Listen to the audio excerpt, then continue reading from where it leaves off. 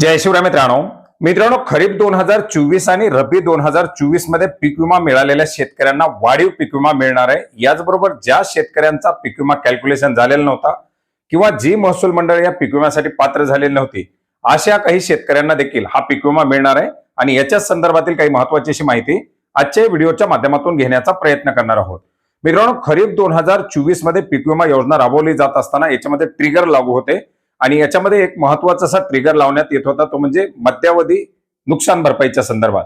जर यदा कदाचित एखाद्या भागामध्ये नुकसान झालं तर त्या जिल्ह्याच्या जिल्हाधिकाऱ्यांच्या माध्यमातून याच्यासाठी अधिसूचना काढून 25% अग्रिम रक्कम पीक विमा म्हणून देण्याची तरतूद करण्यात आलेली होती आणि याच्याच अंतर्गत बऱ्याच साऱ्या जिल्ह्यांमध्ये 25% पीक विम्यासाठीच्या अधिसूचना काढण्यात आल्या होत्या। त्या जिल्ह्यामध्ये पुन्हा पोस्ट हार्वेस्टचा देखील काही भाग प्रमाणामध्ये पीक विमा मंजूर झालेला होता, परंतु एकंदरीत याचं फायनल कॅल्क्युलेशन झाल्यानंतर पोस्ट हार्वेस्टचा पीक विमा किंवा 25%ची जी काही अग्रिम आहे यापेक्षा सुद्धा रक्कम जास्त मंजूर झालेल्या आहेत आणि अशा मंजूर झालेल्या ज्या तफावती आहेत त्या शेतकऱ्यांच्या खात्यामध्ये क्रेडिट केल्या जाणार आहेत।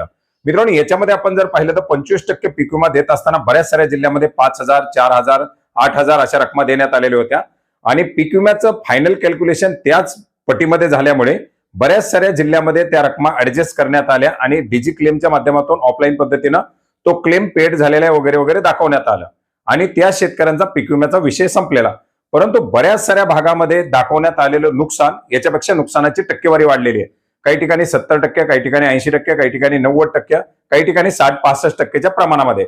तर पूर्वी नुकसान भरपाई जी निश्चित केलेली आहे ती जर 60% किंवा त्या आता दाखवलेल्या नुकसान भरपाईपेक्षा कमी असेल तर जी काही वाढीवची रक्कम असेल ती रक्कम आता शेतकऱ्यांना मिळणार आहे।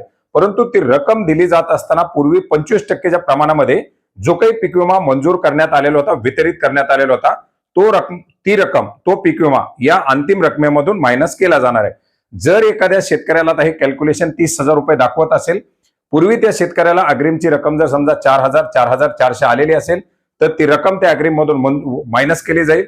यापूर्वी जर पोस्ट हार्वेस्टच्या क्लेमच्या अंतर्गत एखाद्या शेतकऱ्याला पीक विम्याचं वितरण केलेलं असेल तर ती रक्कम देखील मायनस केली जाईल आणि उर्वरित असलेली जी रक्कम आहे ती त्या शेतकऱ्यांच्या खात्यामध्ये क्रेडिट केली जाणार आहे। अशा प्रकारे धाराशिवसाठी जवळजवळ 116 कोटी रुपयाचं अतिरिक्त वाटप केलं जाणार आहे। जालना असेल, बुलढाणा असेल किंवा हिंगोली, परभणी, वाशिम किंवा बऱ्याच साऱ्या जिल्ह्यामध्ये ज्या ज्या ठिकाणी अग्रिमच्या अधिसूचना काढण्यात आलेल्या होत्या किंवा बऱ्याच ठिकाणी शेतकऱ्यांचे ईल्ड बेसचे पीक विमे मंजूर झालेले आहेत, अशा जिल्ह्यातील शेतकऱ्यांना हा पीक विमा मिळणार आहे। मित्रांनो रब्बीमध्ये सुद्धा याचप्रमाणे शेतकऱ्यांचं जे काही कॅल्क्युलेशन काढण्यात आलेले त्या कॅल्क्युलेशन मध्ये काही महसूल मंडळ पात्र झालेली आहेत, अशा महसूल मंडळातील शेतकऱ्यांना हा पीक विमा मिळणार आहे।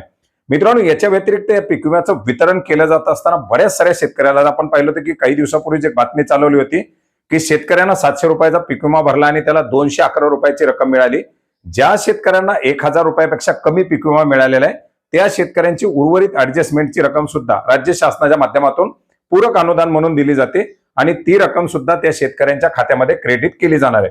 मित्रांनो याच्यामध्ये आता ज्या ज्या भागामध्ये 70% पेक्षा जास्त नुकसान हे पीक विमा कंपनीच्या माध्यमातून कॅल्क्युलेशन करताना दाखवलं जात आहे त्या महसूल मंडळामध्ये राज्य शासनाचा पूरक अनुदान हे पीक विमा कंपनीकडून मागितलं जातं आणि पूरक अनुदान उपलब्ध झाल्यानंतर ज्या शेतकऱ्यांना पोर्टलवरती रक्कम दिसत आहेत त्या रकमेचं वितरण केलं जाणार आहे। आता काही जिल्ह्यामध्ये रक्कम दिसत होत्या त्या परत झिरो झाल्या, आता त्याच्यामध्ये काही आणखीन अपडेट होतील आणि जे काही फायनल कॅल्क्युलेशन झालेलं असेल त्या भागामध्ये जर नुकसान त्या आकडेवारीच्या पुढे असेल तर ती रक्कम अपडेट होईल आणि रक्कम अपडेट झाल्यानंतर जी तफावतीची रक्कम असेल 1,000 असेल, 10,000 असेल, 20,000 असेल ती रक्कम त्या शेतकऱ्यांच्या खात्यामध्ये क्रेडिट केली जाईल। आता ही रक्कम क्रेडिट करण्याच्या संदर्भात निधी उपलब्ध झाला किंवा त्याच्या संदर्भातील वितरणाच्या प्रक्रिया सुरू झाल्या तर त्याच्याबद्दल आपण अपडेट नक्की देणार आहोत।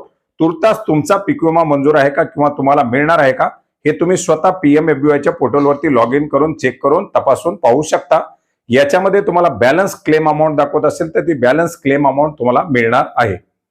धन्यवाद।